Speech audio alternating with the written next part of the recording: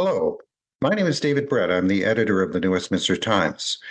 Joining me today are two people who really need no introduction, Barry Neufeld and Amy Hamm. And joining Barry today is his lawyer, James Kitchen. Welcome to the program, folks. Thanks. It's an honor to be invited.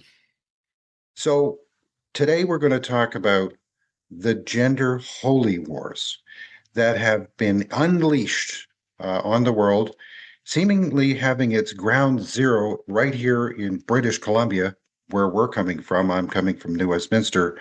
Uh, so we're going to do a deep dive. Barry has been slapped with this $750,000 fine. Amy has endured endless trials and tribulations at the hands of the courts and recently being booted right on out of her own union, who refused to defend her against unjust treatment at the hands of her employer. So why don't we just dive right into it? Thank you very much for joining me. And I'll go to you first, Barry. And I know you have your lawyer, James, here because there's ongoing litigation. So for people who aren't familiar with the whole story, can you just set it up for us? Where are things at with Barry Neufeld right now coming out of this bombshell Human Rights Tribunal ruling? Sure. Well, So, as sorry, Okay, Barry, go James, ahead. we'll go. Do you want to just talk about it first? Do you want to just parse the latest for us from the legal point of view? Sure. So we're at the stage where we get to go to what people would probably refer to as a real court, right? So we're going to go to what's called the BC Supreme Court, which is the main trial level court in BC. It's the level above the small claims court, if you will. And the process is called a judicial review. It's basically an appeal, right? So when you go to the BC Human Rights Tribunal and you get a decision against you, or even if it's in favor of you, the way it's going to be appealed is by a judicial review to the BC Supreme Court. So that's the next step in this process. My partner and I are currently drafting that. We'll probably file that sometime early next week, maybe even late this week. We'll see. And that's going to start the appeal process that I think everybody would love to see in this case. Even if they're on the other side of the issue, they'd probably like to see that.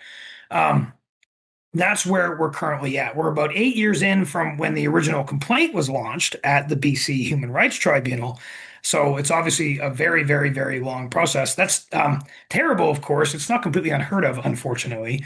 We're going to be another 2 or 3 or 4 or 5 years yet because we're likely going to go to a judicial review. Probably going to lose, and I hope that doesn't depress people. That's just the reality, because we're likely going to get some newly appointed Trudeau appointed judge who's just going to rubber stamp what the tribunal did, and then we will have to go to the BC Court of Appeal. We have a right of appeal there, which means the BC Court of Appeal doesn't have a say in whether or not they take it and they hear it. And at that point, we'll get a panel of 3 judges, hopefully at least 2 of which will be very serious, maybe appointed before Trudeau's era, actually care about the law. We'll get a fair shake, and we can actually deal with some of these very serious issues. So that's kind of what we're looking towards and where we're at right now. Okay, thanks, James. So Barry, how did you end up in this situation? You've had litigation going on in your life for a very long time. Where did it all start for you back when you were a school trustee in Chilliwack? well, I devoted over 30 years of my life, almost half my life, to being an advocate for public education in the community of Chilliwack. But 8 years ago, when I found out that they had secretly implemented a new learning resource, I just could not support it, and I was thinking of resigning back in 2017. But instead, I decided to speak out against it, and suddenly all my union friends and supporters turned on me. They have kept pushing the BC Human Rights Tribunal, have this thing hanging over my head for 8 years. And a lot of people are blaming the Human Rights Tribunal for being so draconian. But, it was the Chilliwack teachers that demanded $750,000. It was the Chilliwack teachers that kept this complaint alive. And after the announcement was made, they sent an email to all the teachers in Chilliwack rejoicing in it. And the main man behind all this is the president of the Chilliwack Teachers Association, Reed Clark, and his predecessor, who went on to be the president of the BC Teachers Federation. Hmm. So it's the school teachers. And for them to rejoice over this is frightening because they have influence over our children. They're molding the lives and opinions of our children. You know, in Amy's case, it's the nurses that punished her. I'm 78 years old. My adult children live hundreds of miles away. I'm afraid that if one day I suddenly got sick and was put in an ambulance and taken to the hospital, I would not feel safe because of all those nurses that have bought into this absolutely absurd idea that there's more than two genders. And I don't think I'd survive very long in a public hospital. Okay, well, that's a good segue to Amy, your latest story. Maybe, explain to people who don't necessarily know uh, what the latest is with you and your battle to in the world of nursing. Sure. My legal fight has been going on not quite as long as Barry's. It's in its sixth year now. So members of the public complained to my regulator, the BC College of Nurses, attempting to have my license taken away because of my off-duty speech. I was critical of gender ideology, and I insisted that the truth be told, that there are only men and women and that men can't be women and women deserve their own sex segregated spaces and sex-based rights. So what happened was my regulator didn't dismiss the claims. They instead investigated me. I had a more than 21-day hearing spread out over many years. Ultimately was found guilty of unprofessional conduct. And I have a $94,000 cost award against me, as well as I think it's a 1 month. They wanted it to be longer, but it's only a 1 month license suspension. And like Barry, I'm appealing that. Mine isn't a judicial review. It's just an appeal at the Supreme Court of BC. I also don't expect to win that. I'm represented by the Justice Center for Constitutional Freedoms. So we will keep, climbing up the ladder, taking that as high as we can go. And then in the meantime, while this was going on, I was also sort of harassed and persecuted by Vancouver Coastal Health, the health authority I worked at for 13 years. Never had a patient complaint, no workplace issues whatsoever. But after I was found guilty by the college, they fired me. And as you mentioned, just last week, the BC Nurses Union, who I paid dues to for almost 15 years, and they have a duty to represent me, they've decided that they will no longer do that. So they dropped me. And, I have just been sort of thinking about it, and the news is settling in because I was quite angry at first, but they sent me a really insane letter. Part of it said that they don't think I can be rehabilitated, which that was one of the craziest lines in there. And I've already said this, but I'm like, I don't want to be rehabilitated if that means that I have to turn into a nasty anti-reality liar like all of you people. So that's where I'm at. Okay, so that's another good segue. Both of you seem to have been subjected to what is akin to an excommunication that you might expect from a medieval ecclesiastical organization. Not able to be, even if you recanted, you couldn't be brought back. You're a reprobate. So how is it that we've gotten to this point where these quasi-religious concepts have been engaged, particularly, Barry, in your case? Our listeners might not know that Chilliwack is in the Fraser Valley, and the Fraser Valley, in the context of Vancouver, has always been seen as the kind of the Bible Belt, the conservative area of the Lower Mainland, where you're more likely to see conservative social values prevail. But anyway, you've been subjected to all kinds of things. So in the actual hearing, the ruling that came out, this concept of existential erasure came up. Barry, what does that mean to you, and why did they engage that weird concept? Well, it is like a religion. I call it a religious cult because they really, really believe this. And if it's true, if there are more than two genders, yes, I'm guilty of hate. But when we kept asking them, how do you know there's more than two genders? They would go like this, because I just know. And it was like they were quoting a dogma or an article of faith. Most religions believe in a transcendent God who's out there somewhere.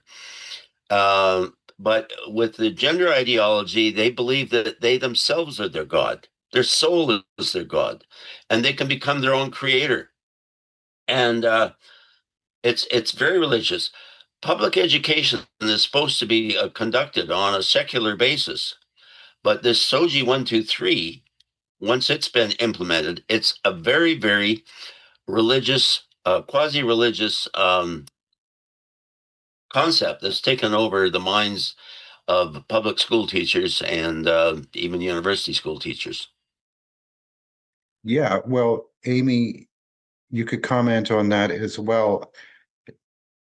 We're talking about certain beliefs, believing in the existence of a gender soul or some kind of um, internal identity that pre-exists, your biological coming into being at conception.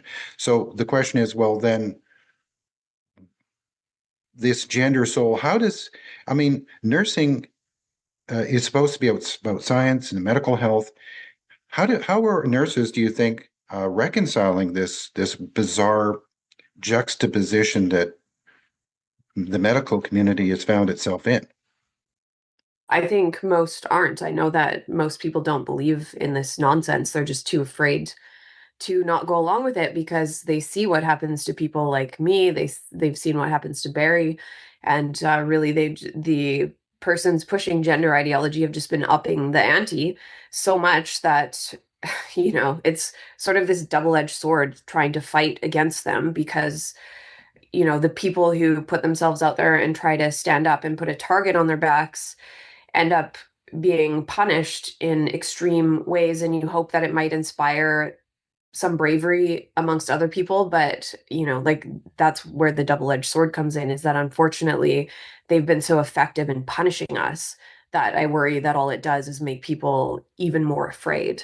And that's also the reason that I will continue to fight, because it's not over and I won't stop until we have the upper hand. Good. Yeah, it's as if, they're raining down bombs on your heads and your house, your literal, uh, means of sustaining life and limb in this world, but yet you continue to soldier on. So Barry, what's keeping you going in this fight? Well, I have used logic and scientific argument to back up my public statements, but my motivator is my faith because I believe I'm standing for truth. The judgment of written probably by Devin Cousineau practically admitted that this was a faith article of faith for them. And maybe James, you could comment on paragraphs 54 to 58 of the tribunal's decision. Well, yeah, David, if you're okay with that, Yeah, this is kind of what I think is the crux of this whole case with Barry, but also this whole issue, right? And Barry just spoke to it, and I think Amy spoke to it as well. Is ultimately it's about belief, and it's about compelled belief, right? If you look at the last paragraph, or sorry, the last sentence of paragraph 55, you will. Sorry, just give me a second. Pull this up here.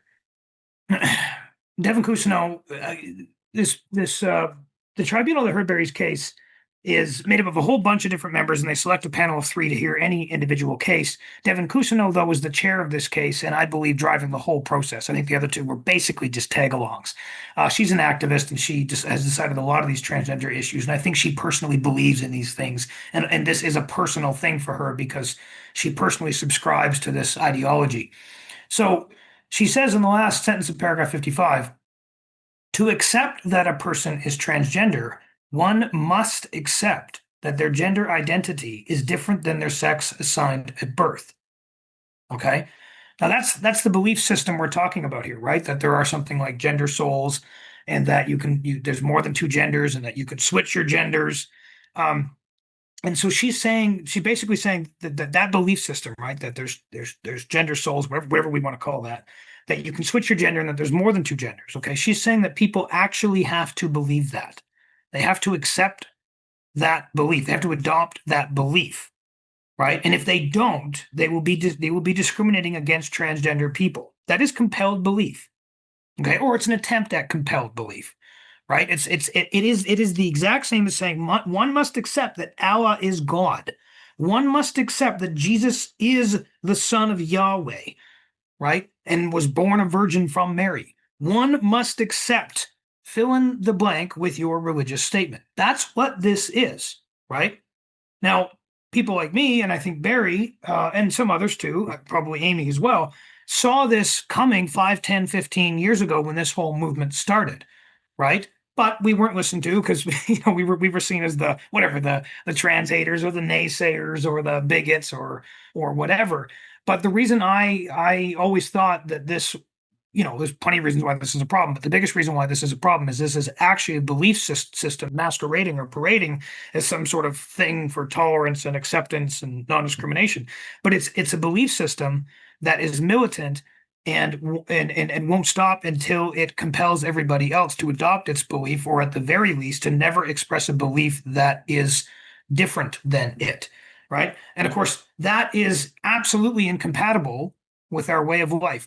Far beyond anything to do with our charter or our constitution. It's deeper than that. Our very way of life in the Western democracies, America, Canada, Britain, whatever, is at odds with compelled belief, right? We had this out half a millennia ago, right? But that's what we're coming back to is thou shalt believe this. And if you don't, you're gonna get kicked out of your profession. You're gonna be hit with $750,000 in fines. You're going to be socially ostracized and stigmatized. We're going to see what we can do to ruin your life if you don't adopt our beliefs. Right? So you have to stop and think about just how incompatible that is to our very way of living in our Western societies as we know them, right?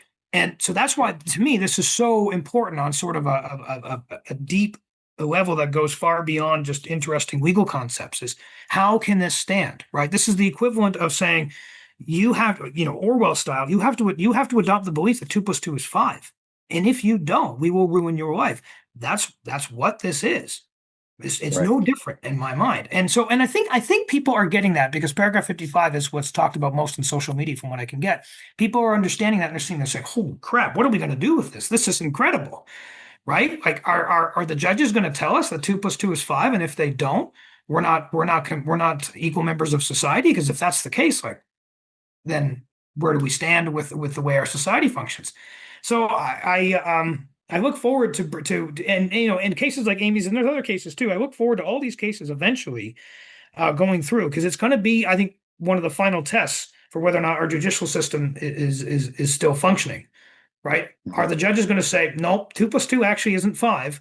Or are they going to say, yep, in this new world order, they are. And if you don't adopt that, we're going to punish you. That's going to be the question for the BC Court of Appeal. And I think the rest of the courts across the country at the end of the day is how's our society going to function? Is 2 + 2 still 4 or is it 5? Yes, good point. And Amy, like to get your comment on this. There's an interesting, to me at least, situation developing where there's people who have certain religious faiths, tenets of faith, and that the gender ideology doesn't conform to those tenets, like say Muslims are not totally particularly on board with the multi-gender concept.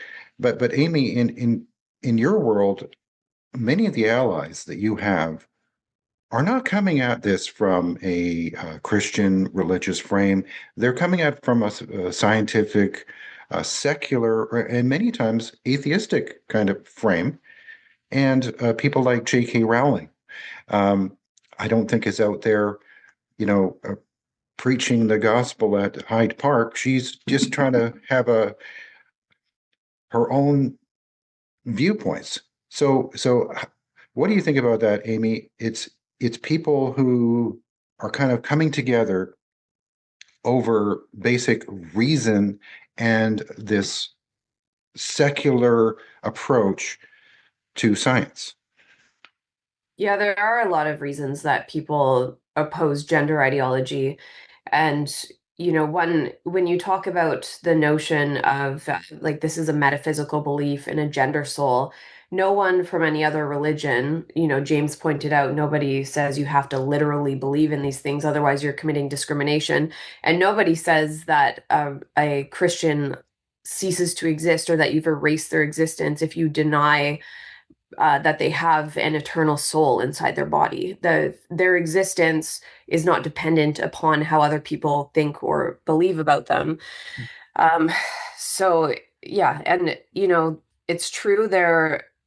Some people say strange bedfellows all the time when they talk about look who's fighting in this battle, and you'll see people who are quote unquote, I hate this term, but the far right and then the sort of feminist far left.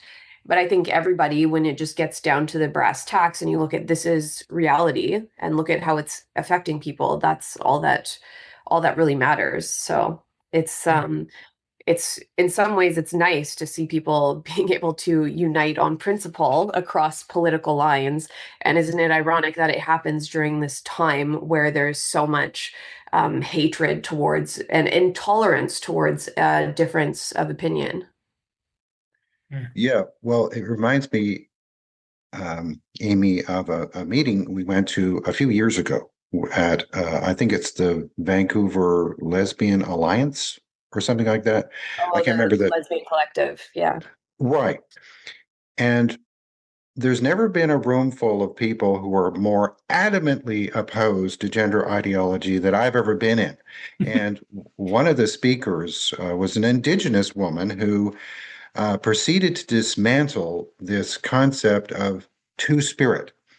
And I think this indigenized view, they're kind of piggybacking on the indigenous sympathy issues and her position was, well, the expression two spirit was coined to describe indigenous people who are gay. That's it. It wasn't coined to describe this concept of multiple genders. So, how do we get here where people who are seen to be defending their rights as, subjected to discrimination in society are now being discriminated against again? So, this concept of two spirits, what do you think about that, Barry, as it relates to Indigenous people? Can you see how this is these issues are kind of intertwining now? Yes. I had three homosexuals wanted to testify at my tribunal, two lesbians and a gay man, and the tribunal did not want to hear from them. They said, well, they're not experts in their field. Well, the teachers union depended on people's lived experience as the most credible evidence, but they didn't want to hear from the lived experience of my witnesses. I had two women, an older woman and a very young woman, who had tried transitioning and lived as the opposite sex for several years, and it just didn't work for them. And they wanted to tell the tribunal how much trouble transitioning caused. No, tribunal did not want to hear from them either. They only wanted to hear from people who supported their planned narrative. in my faith tradition, which is based on the early church fathers, the early church fathers held firmly that the soul is androgynous. A man's soul, a woman's soul, it's neither male nor female. That's based on several passages in Scripture, mainly the one where the Pharisees tried to trip up Jesus about the guy who died and his brother married his widow, and this went on until all seven had married her. And they wanted to know whose wife she was going to be in heaven. And Jesus made it very clear that marriage and sex are not going to be in heaven. We're going to be souls or spirits. And I don't believe that a person's soul or spirit can be different than the body they were given. There's no such thing as being born in the wrong body. I'll even go further and say there's no such thing as a transgender person. It's all a made-up idea. Right. And the quote unquote two-spirit concept has been included. Amy, I find it, I'm not sure the general public finds it hard to understand the Pride Progress flag and what the various stripes mean. Is the two-spirit thing in there?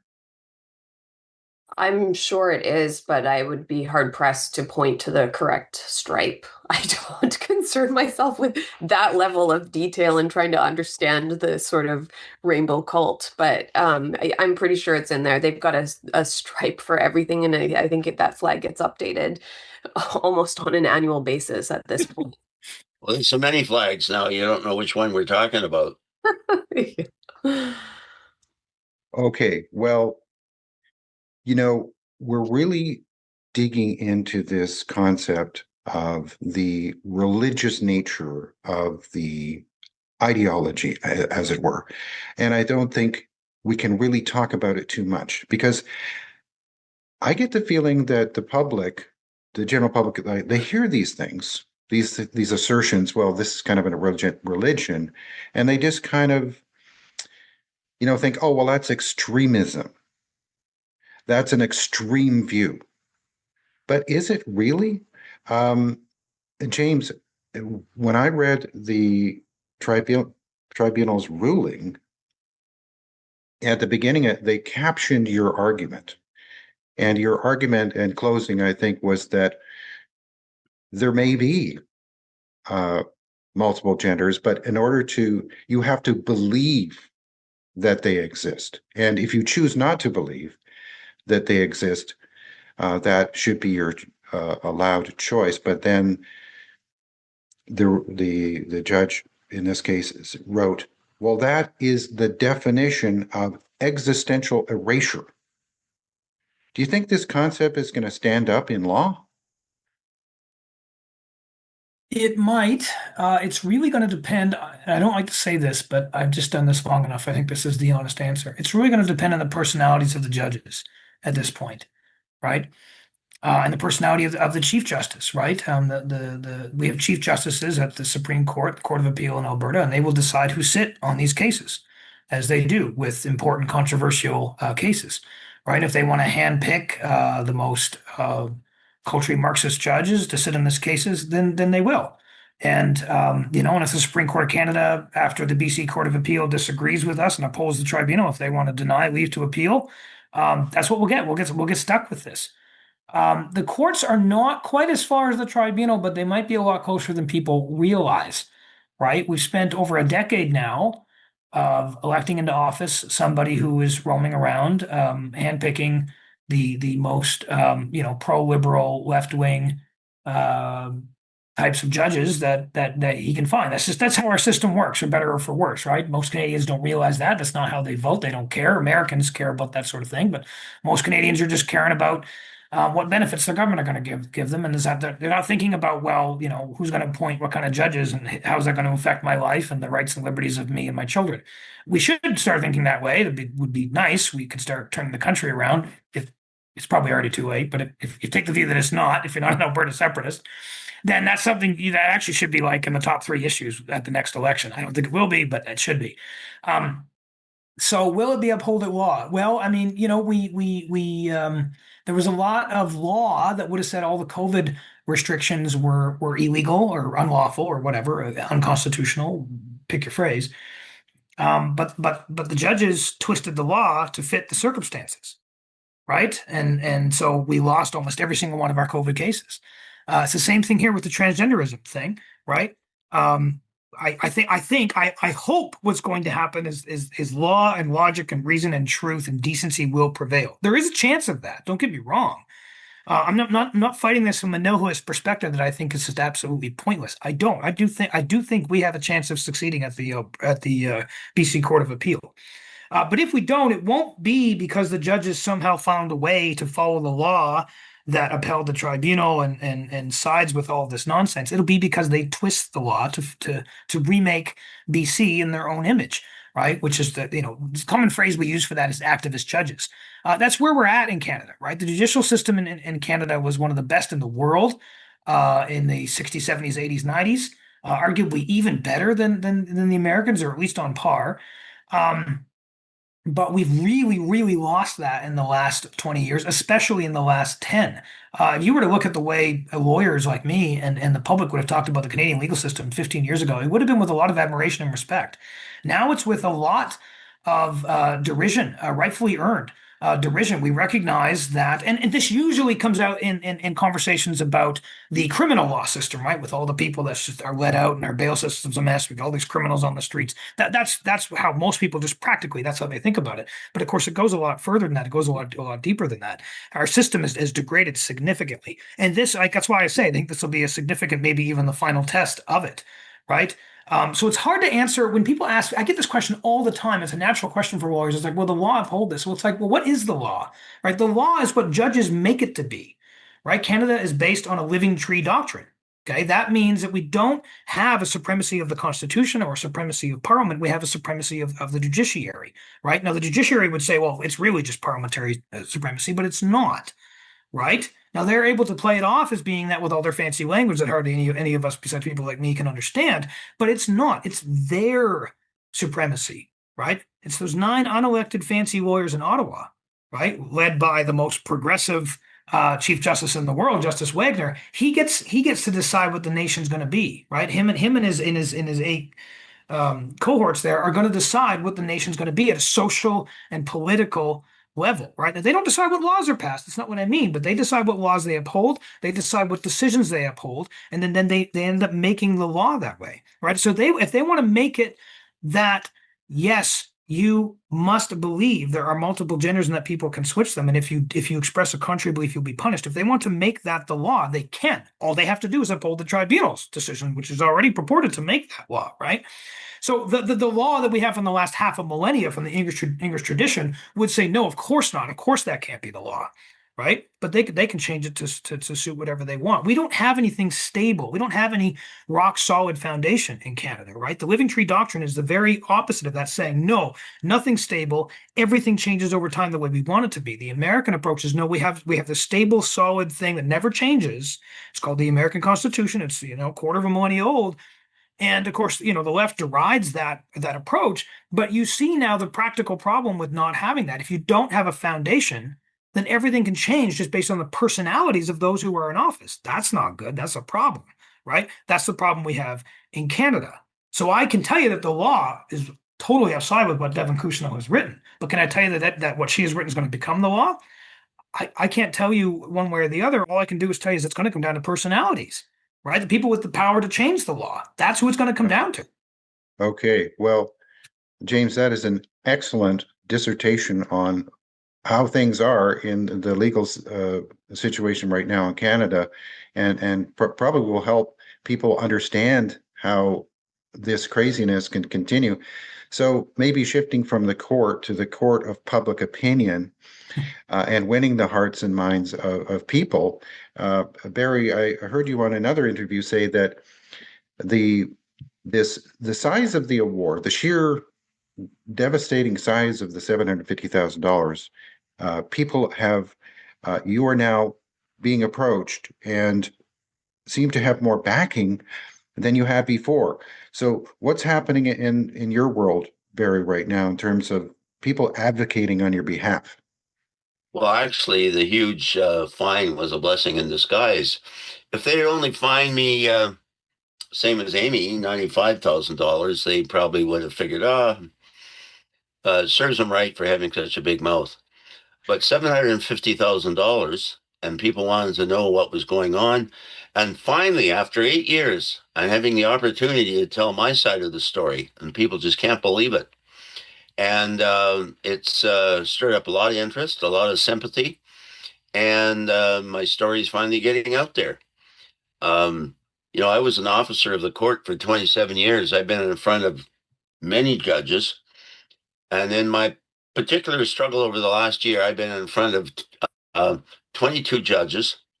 And when I walked into the Supreme Court of Canada in Ottawa and watched the body language of Judge Wagner, I knew his mind was already made up. Somebody had told him what to decide, and nothing that was said in that courtroom changed his mind. And they came back with a decision that it's okay for a union president to insult Barry Neufeld because the union president is sticking up for a very vulnerable group of people, transgender children. The problem is there's no such thing as transgender children. There's just confused and mixed up boys and girls. And getting back to this two-spirit argument, um, they have really transitioned a lot of Aboriginal children. The psychologist at BC Children's Hospital went from a caseload of about 4 that he was helping to transition to over 1,000. And half of them were children in care of the state. And 2/3 of those children in care were Aboriginals. They had no parents to say, hold it, that's my boy. I don't want him turned into a girl. There's nobody to stop them. And so vulnerable, needy children are getting railroaded into this ideology. Mm. And as you know, my friend Laurie Thronis was on the school board in Chilliwack, and when he found out about the tremendous punishment that I got, it frightened him, and so he stepped down from the board. He resigned, and once he resigned, he said something that I was almost afraid to say out loud. And he said that there should be an investigation into what happened up in Tumbler Ridge, because he suspects that the SOGI 123 learning resource was part of the reason for that poor kid Jesse to go berserk. And sure enough, the main lead enthusiast for SOGI 123 back in 2018 was the principal of Tumbler Ridge School. And she was going all over the school district, South Peace District 59, promoting the idea of SOGI 123. Well, that's the same year that Jesse decided to transition. He was already on handfuls of psychotropic drugs, and then they added puberty blockers on top of it. And it was just a deadly combination. And Right. nobody was paying attention to his other mental health issues. All they were concerned about was his transgender identity. Right. I know, Amy, you and I discussed this previously, the huge backlash about anybody raising the issue of trans youth. We're all being smeared now as hateful, extremist bigots, just like before. But something I want to ask you about, Amy, and I think it applies to both of you. You both suffered significantly personally. Uh, you're not multi-millionaires. Amy, you have been robbed of your livelihood as a nurse, and you have young children. Um, how is it? What would you say to people about how difficult it is for you just to manage all this stress and hardship? Yeah, and well, part of it is I really don't like to I hate victimhood culture, and I don't like to frame myself as a victim either. I find that generally detestable. But I mean, that said, these people have tried to put me through hell for years and maybe succeeded in part, but I was lucky in that part of the reason I got in trouble in the first place is that I was writing about issues. I had a background in journalism. I have other skills. I've been able to rebuild a career after having lost one. Obviously, the financial difficulties that I faced, and still, I've got this $95,000 or $94,000 amount owing still unsettled. It's huge. And you mentioned I during all of this, I was going through a divorce, became a single mother, and it's like I spent so many nights wondering, am I going to lose my house? Am I going to fail my kids? And like how it was really, really difficult. But if I had to do everything over again, I would do it in a heartbeat because I still have faith that maybe we can turn things around in Canada. I still care about the truth. And I just don't think that I'm the type of person who wouldn't do this because I would have just as many sleepless nights if I knew that I was being a liar and not standing up for the truth. Well, Right. I really commend you, Amy, because I'm getting up in years, and won't be too long. I'll be knocking on the pearly gates to see if they'll let me in. And you've got a long life ahead of you, and you've got a long battle ahead of you. And I just encourage all the viewers of this program to get behind Amy. Um, she needs support. She needs help, and she's going to be around a lot longer than me, I hope. And keep the issue alive. Absolutely. Yes. Okay. Um, so maybe we could just talk about public opinion in Canada. One of the things that struck me, Barry, when this ruling came down, is that aren't they implicating most people? Um, the polling would suggest that the majority of average Canadians do not subscribe to the kind of, or maybe even understand what the judge is even saying in the ruling about existential erasure. Um, in your life out in Chilliwack, what's the pulse of the people in your community? Uh, are people just blown away by this kind of seeming activism on the bench? Well, some of them, I believe, are cautiously stepping forward. A lot of people agree with me secretly, but they're terrified to say anything. And Hmm. young people like Amy, hopefully that will encourage more of them to stick their necks out and stand up and be counted. Um, because the majority of people do not believe this. It's being imposed on us by a small handful of very focused, very motivated activists. And we need more voices to join with us and stand up against them. Yeah, it's incredible, Barry, what you said about your witnesses being uh, people who are gay and them being disallowed. So this kind of painting advocates such as yourself as bigoted and racist and um, all the other terms. I mean, Amy, you're enduring this as well. The constant onslaught and the constant bashing and name calling. Um, so I guess, but notwithstanding that, you're a regular columnist at the National Post. In addition to being a contributor to the New Westminster Times, it doesn't seem that the editors at the National Post are particularly think that you're a racist or a bigot or a whatever. What's with the disconnect between what the activist class are saying and maybe parts of the mainstream media and this kind of disconnect in the media dialogue? I think it all comes down to the fact that the truth speaks for itself, and a lot of outlets are run by activists, including our national broadcaster, CBC.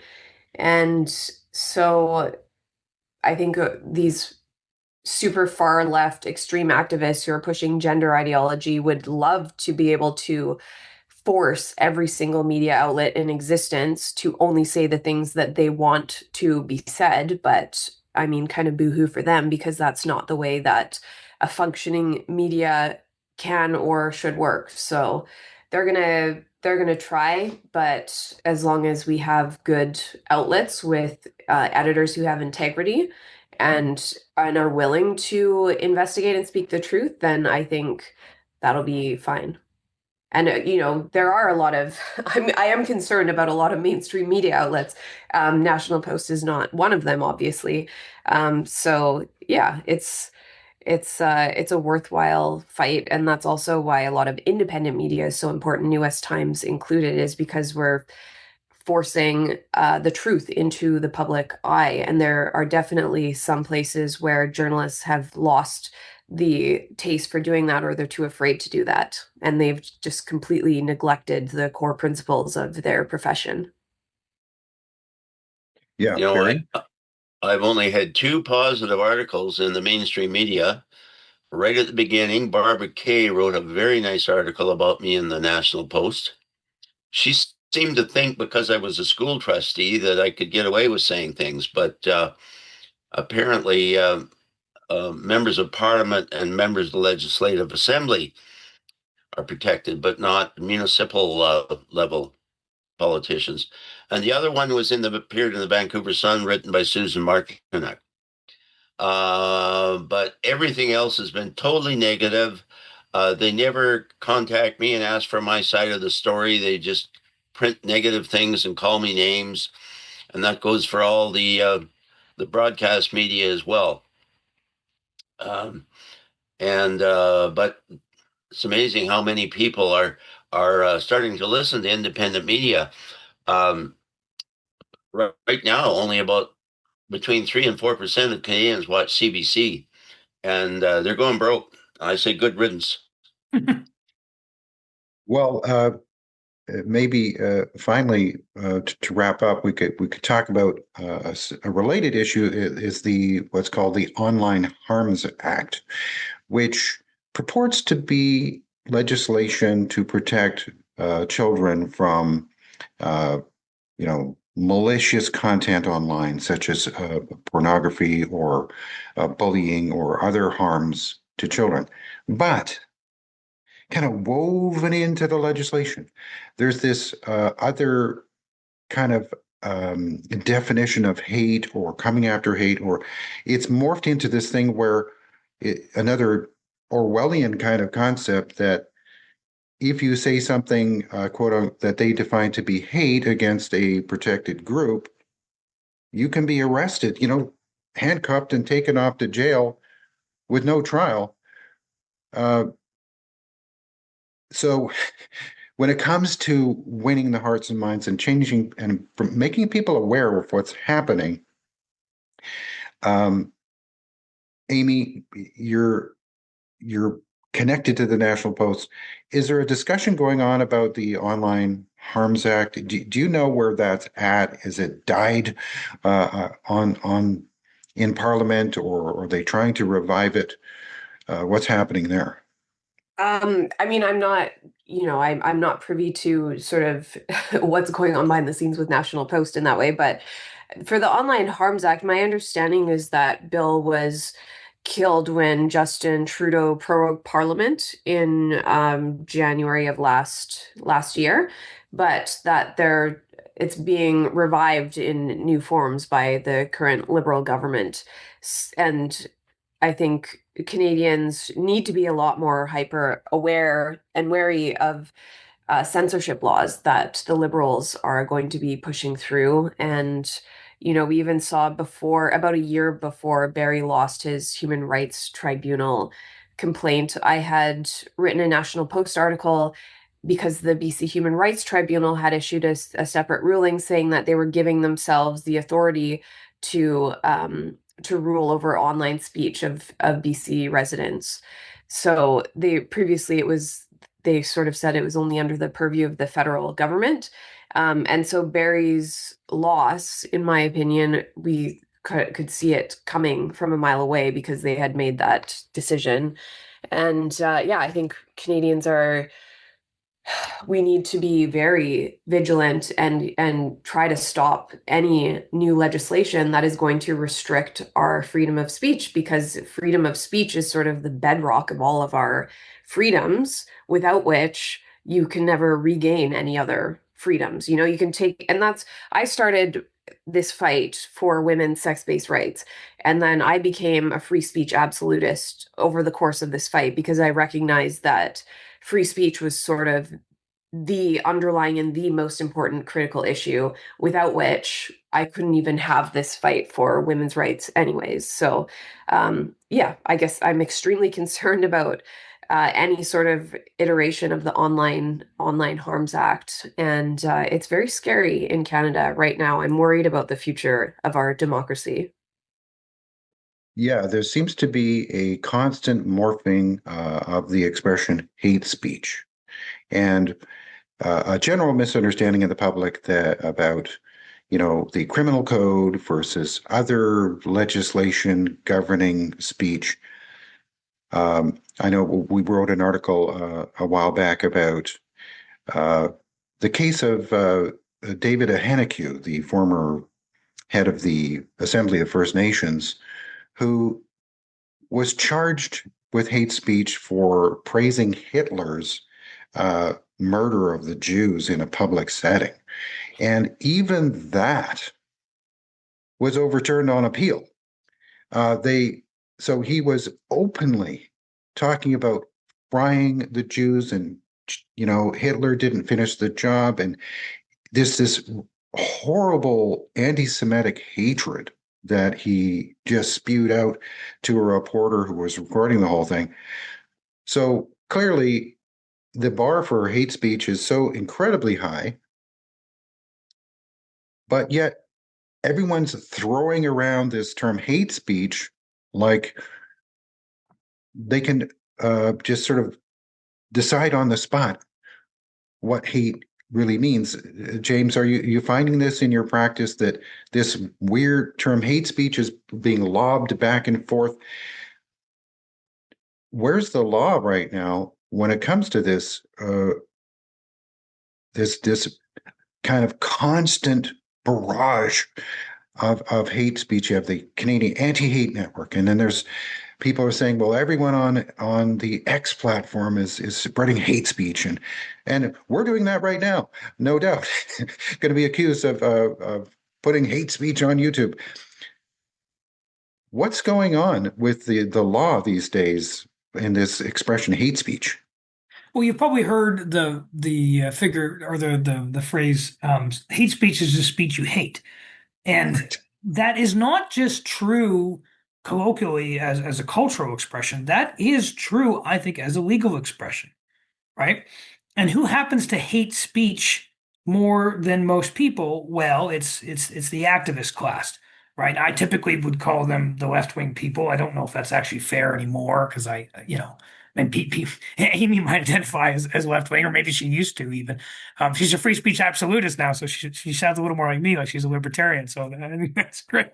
But it really does come down to ultimately hate speech is not a functioning concept that you can work with over time. It sounds nice, it's emotionally attractive, but it's not a coherent, logical, intellectual concept that can be stable over time. It's actually impossible. It's incapable of that. Just like, for example, a constitutional document, purportedly constitutional document that has a built-in self-destructive button, which is what Section 1 is. It says, well, these rights can be limited by judges when they ever feel like it can limit it according to their own personal ideology, right? That's not stable over time, right? There's a reason, again, I hate to use the American analogy, but I don't know what else I can use to help people understand this very concept. If you don't have bedrock in law, right, everything shifts. Well, that's going to affect everything, like all these other supposedly cornerstone concepts, like free speech, right? We don't have free speech as an absolute right in Canada. It is limitable by Section 1 of the Charter, which is just to say it's limited by whatever limit the judges think they can get away with in the moment, which is a lot less in the 80s than it would be now, of course, because society has changed. That branch of the living tree that we now live on is over here somewhere, right? Not like it was in the 80s.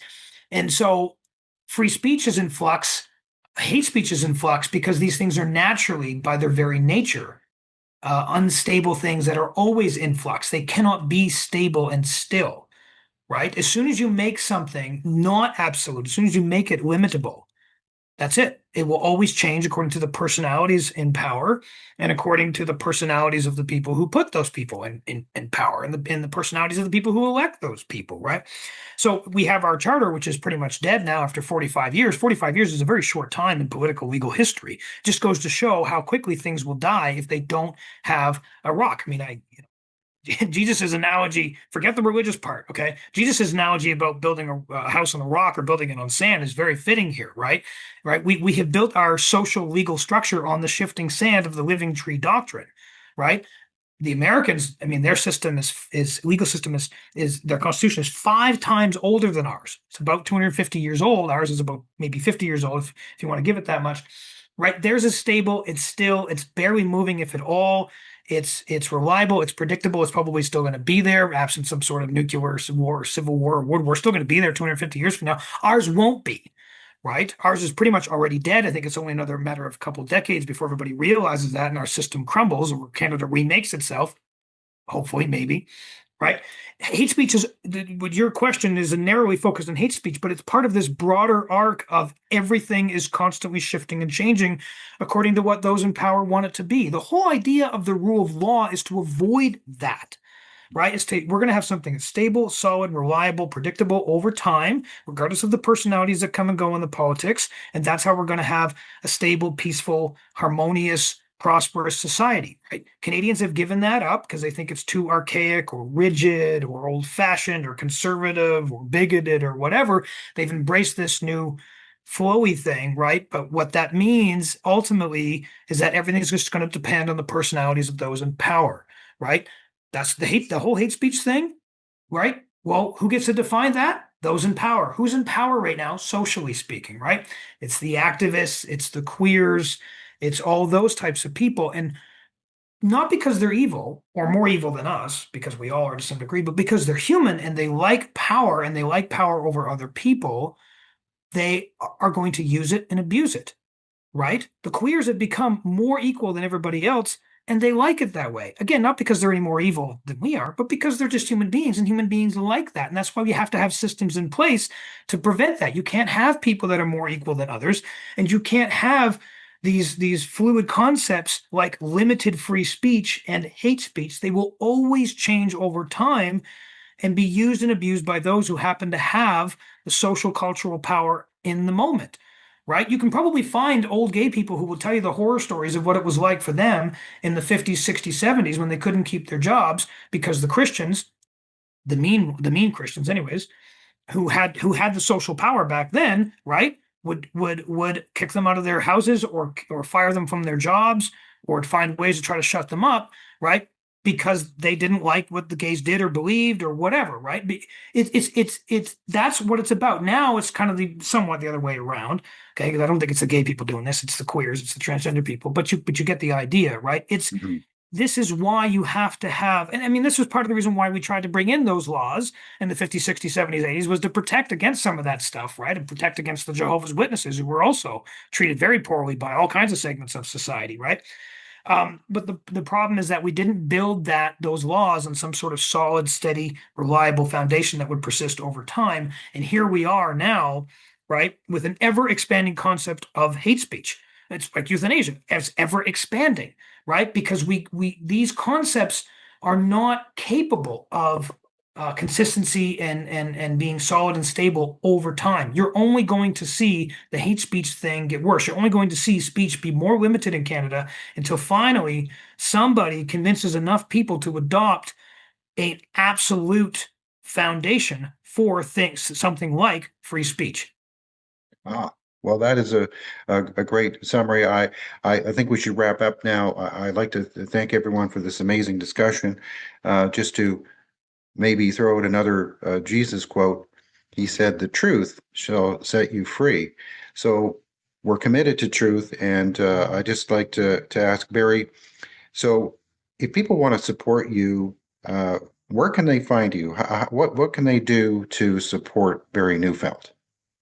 There's a nonprofit fundraising society that has risen up, and they are collecting funds for me. It's called the Rights and Freedoms Fundraising Society. I can give you the text for that, and they can accept donations by e-transfer, mailing a check, or even credit cards. And they've been very faithful. They're not withholding any percentage for themselves. They're entirely volunteer. What's it called again? The Rights and Freedoms Fundraising Society. If you Google that, I'm sure Okay. you'll find them. Rights and And Freedoms Society.org. I think you just type that in and type Barry Neufeld's name and you'll find it there.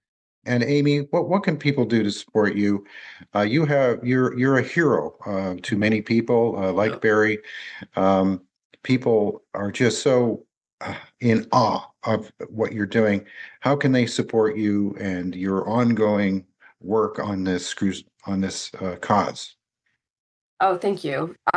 So the Justice Center for Constitutional Freedoms is footing the legal bill for my ongoing appeal and human rights tribunal complaints that I've made, ironically, that I've made against the College of Nurses and Vancouver Coastal Health. So they, of course, take donations, and I would mention that my enormous cost decision is on hold pending the outcome of my appeal, and which I said, I'm probably going to lose that. So I don't have a fundraiser right now, but I would imagine at some point in the future, I will be attempting to fundraise for that enormous cost because I can't pay for that myself.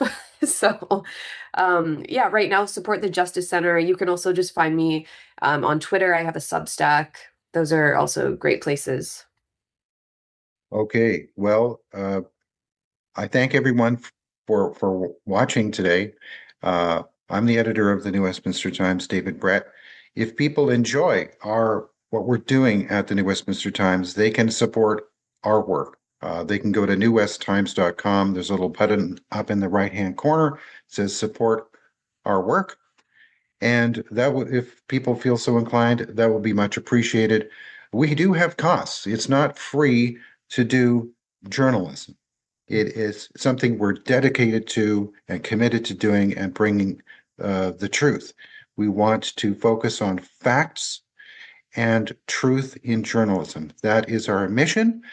And we also have another expression: we uncancel culture. That's if there's a mission, we want to help people who have been canceled, and perhaps encourage people who may feel that they can't speak out, but we're trying to bring a voice to those people. So I thank you again for watching, and have a good day, and please check back and also like and subscribe to our YouTube channel, and find us on X as well. Thanks very much for watching today. David, I wanted to Yes. say a little something. Maybe you can splice it in earlier, but I didn't get a chance. Amy was the only reporter who noted the significance of the first day of my tribunal hearings, when the tribunal and the BC Human Rights Commissioner and the Attorney General got their heads together and decided they had jurisdiction over the internet. They don't. They don't, but they decided that they do. And the Canadian Radio and Television and Telecommunications Commission have jurisdiction over the internet. They had a binder of over 600 screen grabs of things that I had said online, most of them Facebook. And if Facebook didn't find any of them hate speech, they should go after Facebook, not me, because Facebook could have blocked them or shut them down. But unfortunately, I hadn't met James at that time. I had no lawyer, and the courtroom was full of legal gobbledygook that made absolutely no sense. And that was the first decision that the tribunal made, that they gave themselves the authority to police the internet. And I thank Amy for noticing that. Of course. Okay. Well, since people are going to be watching this on the internet, thank goodness that they don't have the right to police what we say. And so this is why I think that, what I said before, I think is important. We need to be balanced and truthful in our reporting. And I think as long as we do that and we focus on facts and arguments and law and causes, then we will have a growing audience for what we're saying and for reporting alternate perspectives than people hear in the mainstream media. So thank you for adding that addendum, Barry. That's a very important point. So for folks who are actually able to watch this, don't take it for granted that you can actually see this and hear what we're saying. It's not to be taken for granted in this country. We need to fight for the right to have free and open dialogue in our society. You would think that, well, in Canada, surely we shouldn't have to, go to war over that. But people should not take it for granted that this dialogue is even possible. So again, thank you for watching and thank you for your support. And I thank you and have a great day, everyone. Lots more coming from the New Westminster Times in the coming weeks. All the best, everyone. Thanks so much for joining us, James, Amy, Barry. It's been fantastic. Thanks a lot. Thank you. Thanks.